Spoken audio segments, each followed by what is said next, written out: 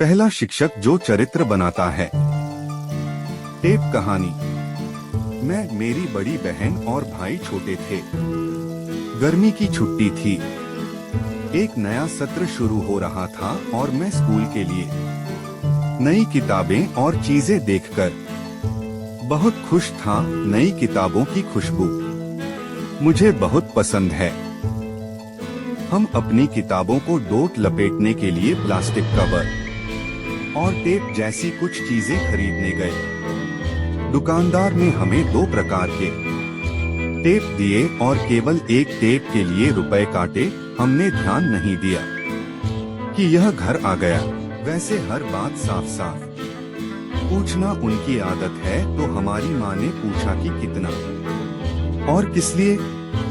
हमने उसे सब कुछ बताया और वह समझ गई कि दुकानदार ने गलती से हमें अतिरिक्त टेप मुफ्त में दे दिया है।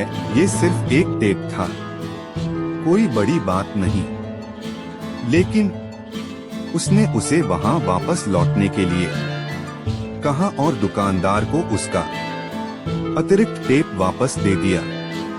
खैर, हम वापस आए और उसे टेप दिया। वह मुस्कुराए और एक छोटी सी बात के लिए भी हमारी ईमानदारी के लिए हमें धन्यवाद दिया। उस दिन हमारी माँ ने न केवल हमें ईमानदारी का पाठ पढ़ाया, बल्कि जीवन भर के लिए हमारे मजबूत चरित्र का निर्माण भी किया। पहला शिक्षक जो चरित्र बनाता है। टेप कहानी। मैं, मेरी बड़ी बहन और भाई छोटे थे।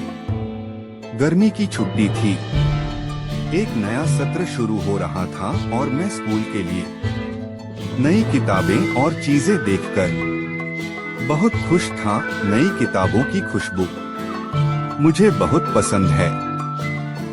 हम अपनी किताबों को डोट लपेटने के लिए प्लास्टिक कवर और टेप जैसी कुछ चीजें खरीदने गए। दुकानदार ने हमें 2 प्रकार के टेप दिए और केवल एक टेप के लिए रुपए काटे। हमने ध्यान नहीं दिया कि यह घर आ गया।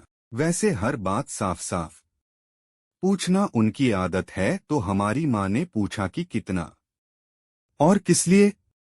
हमने उसे सब कुछ बताया और वह समझ गई कि दुकानदार ने गलती से हमें अतिरिक्त टेप मुफ्त में दे दिया है। ये सिर्फ एक टेप था, कोई बड़ी बात नहीं, लेकिन उसने उसे वहां वापस लौटने के लिए कहा और दुकानदार को उसका अतिरिक्त टेप वापस दे दिया।